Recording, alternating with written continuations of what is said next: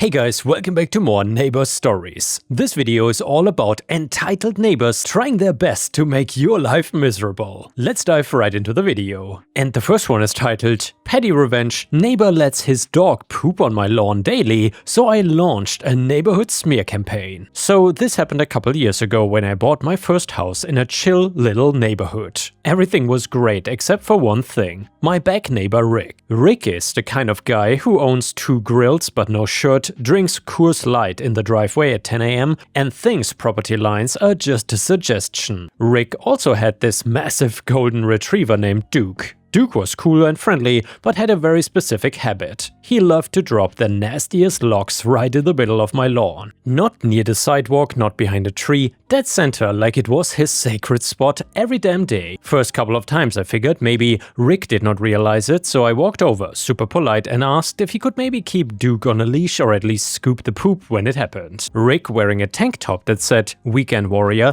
looks me dead in the eyes and goes, "It's all nature, bro. You don't own the earth." Oh, we are doing that. So then I tried the normal stuff. I patched a fence, put in a motion-activated sprinkler, even tried some citrus deterrent, but nothing worked. Rick actually laughed when he saw the sprinkler and said, "Nice try, but Duke's built different." Cool, I'm built different too, so here's where the revenge starts. I started collecting Duke's turds in a Home Depot bucket, lined it with a trash bag, used a scoop, added a little water for aesthetic reasons. After about 2 weeks, I had something that looked like a cursed soup. One Saturday morning, while Rick was out, I took that bucket and painted the border of his yard, sprinkled it like fairy dust right along his deck and around his precious fire pit area. He came out later that day, sniffed the air, and literally went, "What the hell is that smell?" I was sitting on my porch drinking coffee like, "It smells like nature, bro." But wait, it gets even better. We have a neighborhood Facebook group. I started posting lost dog poop updates every time Duke hit my yard. Update on Facebook, found steaming hot dog present near my mailbox. If this belongs to you, please collect your property before it fossilizes. Thanks. Then I started putting up tiny little "do not poop here" signs made out of popsicle sticks and toothpicks, complete with glitter and googly eyes all over the lawn. I made them in weird passive-aggressive haiku form, for example, "Dear Duke the Pooper, this is not your golden throne. My grass feels betrayed," and Rick was not amused. He actually stormed over one day and yelled, "Are you trying to make me look bad?"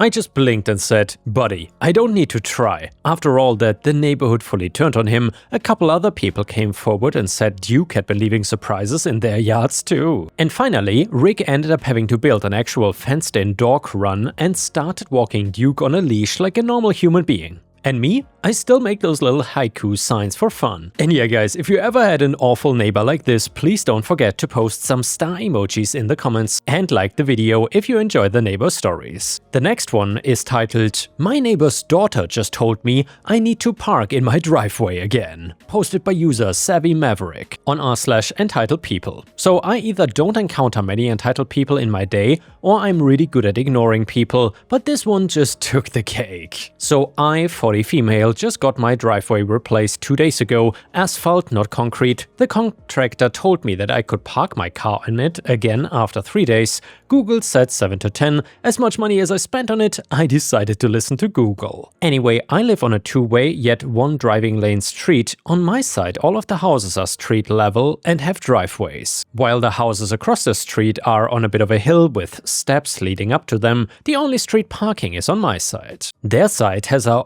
alleyway/service road behind them where those owners could park. A lot of them choose not to, they'd rather park in front of our houses. Not a big deal, I don't own the street and I don't care who parks there, as long as they are not blocking me in. There are 2 spots, sedan-sized, between every driveway. I've been parking on the street in front of my own house for these 2 days now and plan to stay there for at least another 5. I did not park in the middle so that no other car can also park because I'm not an a-hole. Well, one of my across-the-street neighbors has a daughter who's home from college, 19 maybe, I don't know. What I do know is she drives an SUV that is entirely too big and won't fit in front of my car without partially blocking the driveway of the neighbor next to me. I'm outside this morning watering my flowers, minding my damn business, and this girl comes over unannounced and uninvited. The conversation went like this. Entitled neighbor, no hello, no pleasantries. Hey, when are you moving your car? Me, excuse me?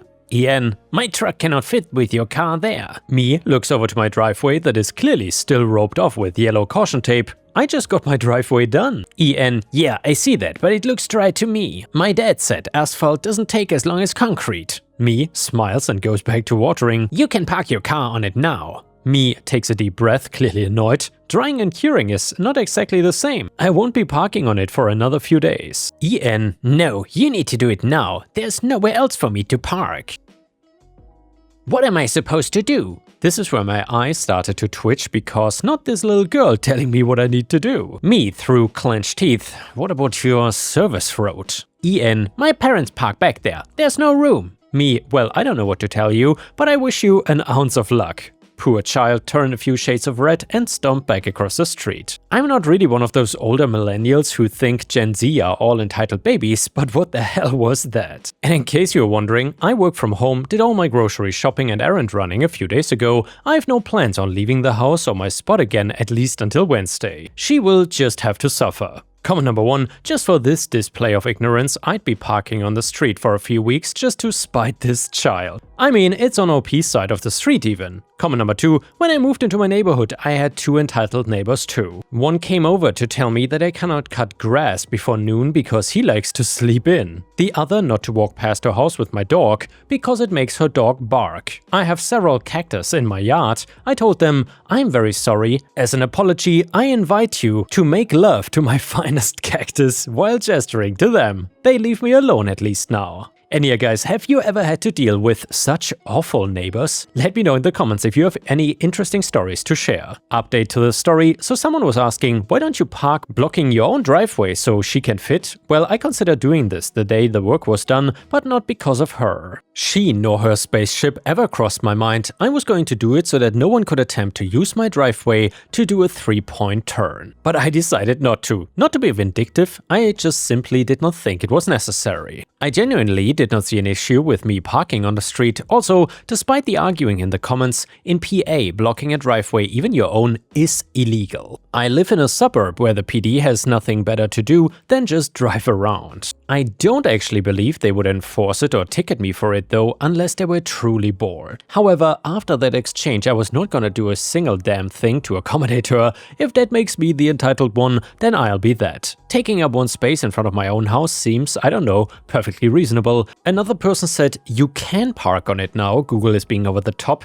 And well, I actually agree, 7 to 10 days is a little outlandish. However, my concern is my car sitting there for prolonged periods. If I were leaving every day for 8+ hours, I would be more inclined to start parking on it now. However, I really don't leave often for more than maybe 2 hours at a time, a couple days a week. My car is a 2018 one and only has 24k miles on it. I'm a homebody for real. Also, my driveway previously was crumbling, but also sinking in exactly where my tires lined up. Coincidence? I think not. Someone else said, I hope you have cameras, she's gonna vandalize your car. And yes, I do have cameras in plain view. I also got a motion detection dash cam, but I'm not too concerned about that. Like I said, it's a 7-year-old car that's been paid off for 2 years. If she's dumb enough to have to buy me a new one, that's on her. Also, her father is pretty high on our district's school board. I didn't go looking for that info, he told me that years ago, and I don't think he would take too kindly to his daughter tanking his reputation over something so trivial. Lastly, thank you to everyone for all of the petty suggestions. I got a laugh out of those. I won't be buying a clunker to sit in front of my house until the dawn of time,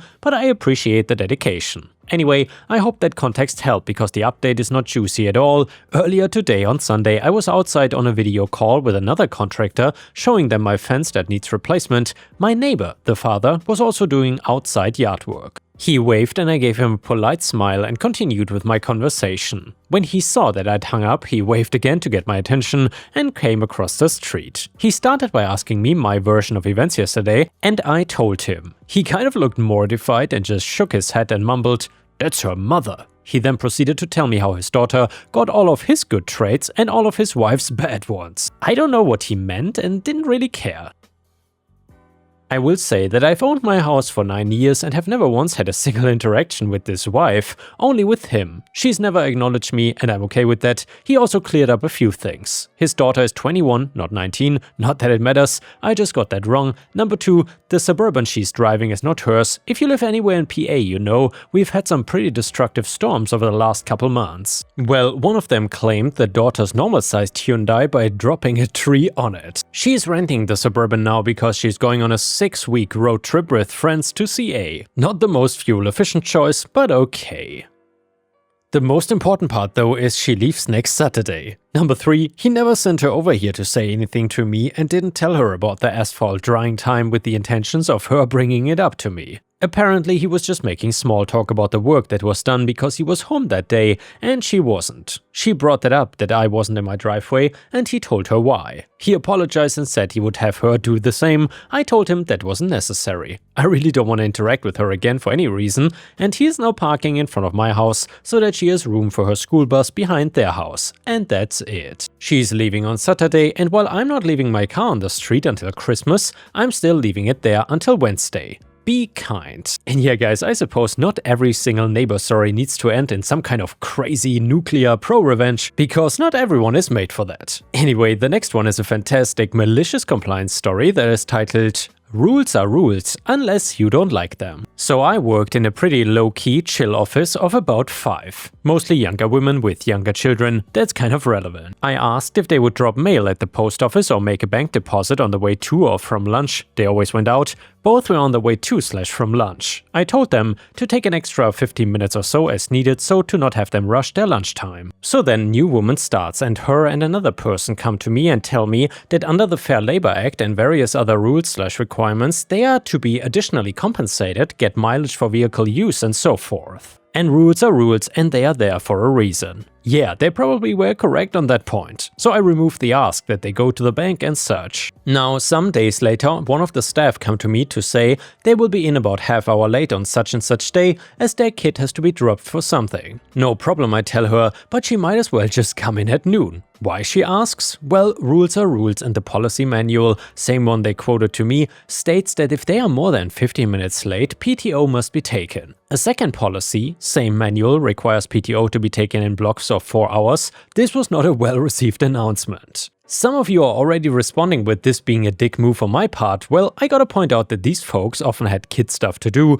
school events, doctor appointments, kids missing the bus and so forth, so they would need to come in late, leave early, and so forth. Usually an hour or 2 here and there. My attitude about this was always, do what you gotta do with your kiddos, let someone know if you'll be gone, and just make it up whenever. It was a complete honor system. Didn't really write it down, did not pay much attention, as they were adults, honest, knew what was expected of them, and I trusted them to do the right thing. Needless to say, that PTO thing was me making a point. They quickly decided they didn't need all those demands formally made, and we went back to them going to the post office and such when convenient for them, and coming in late without penalty when needed. And now let's move on to the next story. It starts like this. So this happened a while back, but since HOAs still seem to suck and Karens are an even bigger issue now than in the past, I will tell this story. So I lived in an area that was actually a pretty quiet and somewhat dead kind of neighborhood. We did not really have kids out riding bikes or people talking in the street.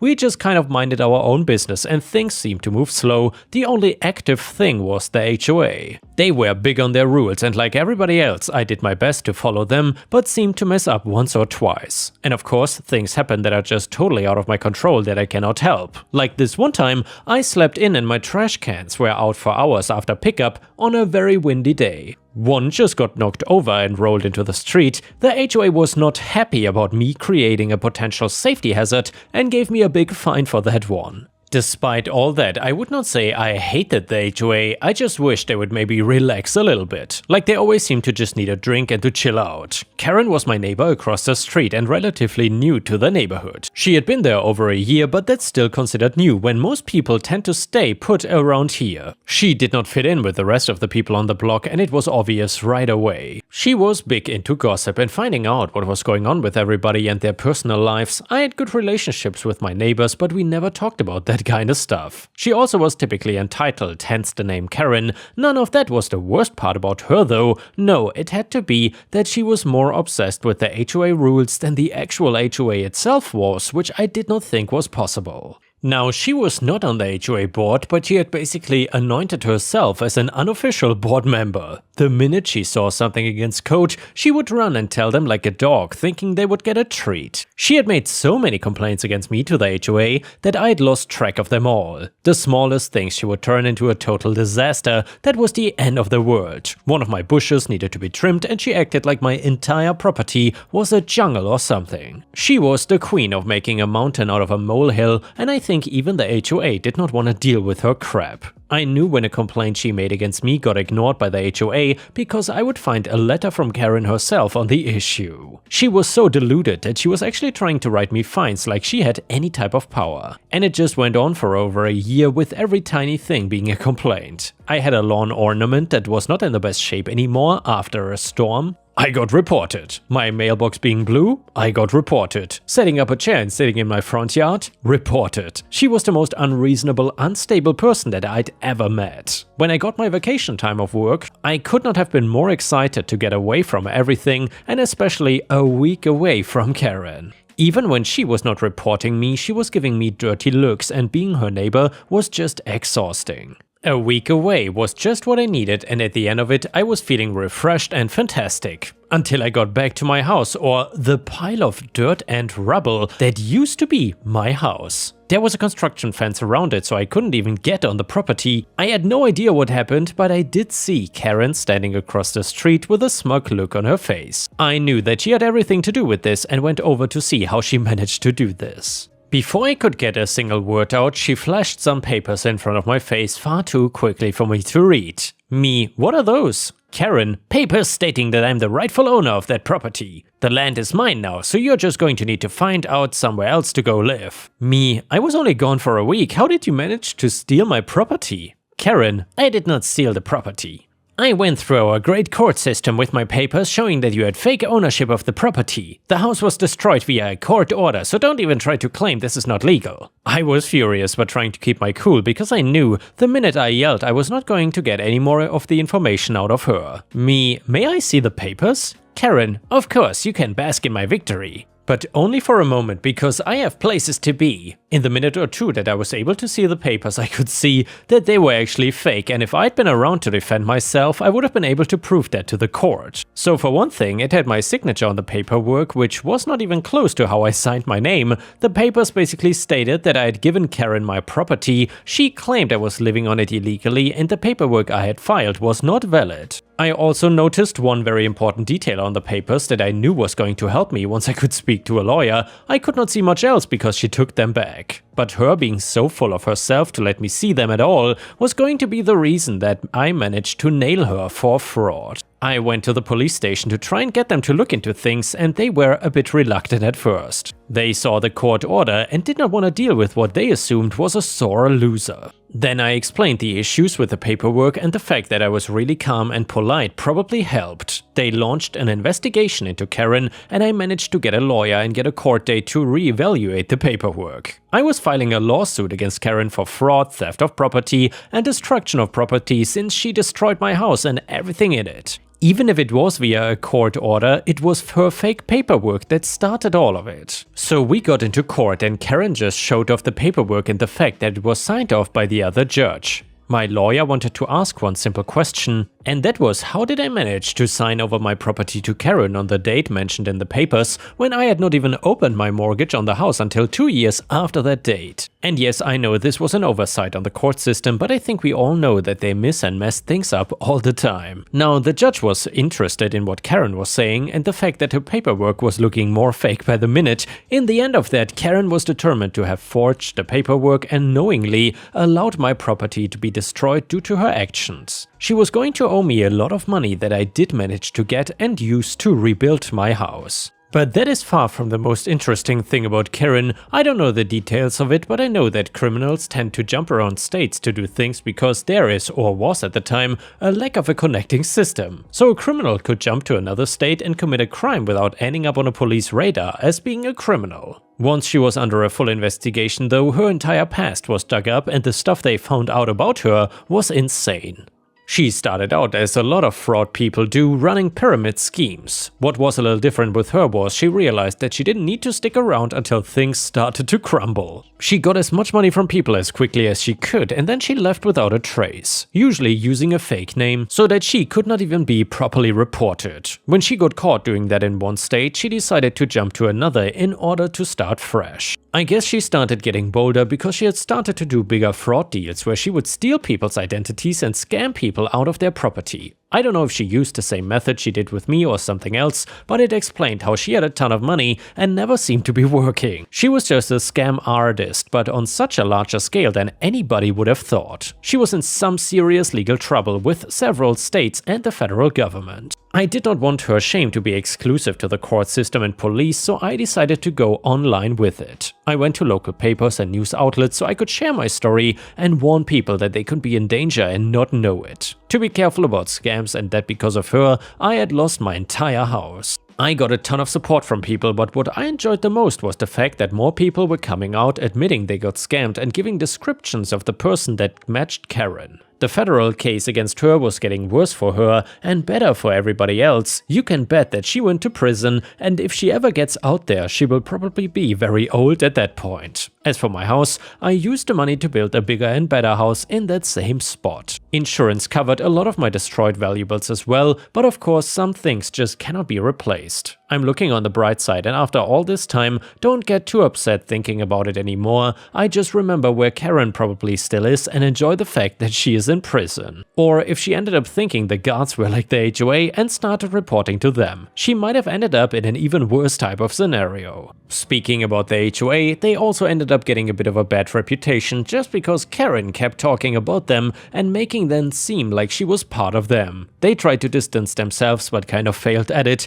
They've been a lot more relaxed in what I think is an attempt to try and make people not think they are evil or the same as Karen. Edit. Some people in the comments were confused as to where this story took place. I will give some insight but not too much, since I don't want to get doxed or reveal too much of my personal information. This story did not take place in the United States. I'm from a poor country in South Asia, and the court system here can be incredibly corrupt and broken, just like the general state of our society as well as the government. Furthermore, our HOAs are not exactly called HOAs, but they are extremely similar to the ones in Western countries and also full of corrupt idiots. And before we end the video, let's read a satisfying news story from r/petty revenge. It is titled, "If I cannot have it, then neither can you." So I'm at short-term parking at the airport looking for a space. I see a guy pulling out, so I stop and put on my blinker. He pulls out but blocks me while he's backing up. Here comes a guy in a shiny red Camaro with a trophy girlfriend in the passenger seat, and he swoops into place. I pull up and say, "I was waiting for that space." He shrugs and says, "Sorry." I say, "Well, if you're sorry, you can leave and give me the space I was clearly waiting for." He rolls up his window and ignores me. So then I go off and park elsewhere on the floor. Then I walk back towards his car with my keys in my hand. Now at that point, I'd never keyed a car before, and his car was really nice, and you have to piss me off worse than that for me to cause property damage. Still though, I was gonna do something, maybe leave a nasty note, I don't know. I get to his car and he is still inside talking to the girlfriend, and then I have my inspiration. I put on a sweet smile on my face because he looks like a macho type who thinks women are inferior, and I knock on the window. He lowers it, looking annoyed. I say, "You know, you really have a gorgeous car." He still looks annoyed but thanks me, and is about to put his window back up when I say, "But wait, there's something I want you to think about while you're in the airport." He looks confused. I say, "I know where your car is parked and you don't know where my car is parked." Then I walk away. Girlfriend yells, "BRTCH!" He pulls out of the space and drives away, and my job here is done. And yeah guys, thank you for watching. Please don't forget to check out my membership only videos, and I will see you again tomorrow.